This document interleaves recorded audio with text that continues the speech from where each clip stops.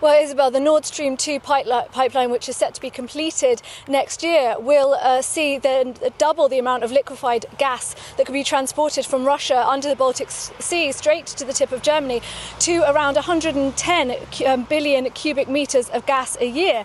Now, this is something the German government's very eager for at a time when Germany's going through a very expensive process of trying to say goodbye to nuclear power. So it really needs this energy source. But this project has been heavily criticised by the European Commission and the United States for seeing Germany and Europe, Western Europe, rely too much on Russia for its energy sources.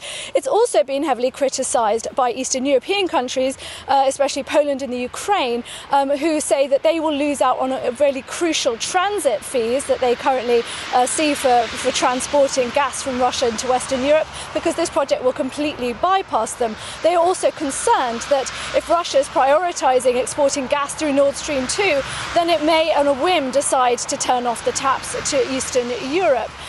This is something that completely dominated talks when the Polish President Andrzej Duda was in Berlin earlier this month. He called on the German President Frank-Walter Steinmeier to completely halt this project. Now, Merkel was in the Ukraine yesterday, and she assured that Ukrainian leaders that Ukraine will be included in the transit agreement. So this is something that will be discussed with Poland today between Angela Merkel. Very briefly now, Jessica, but what else is on the agenda between the two countries?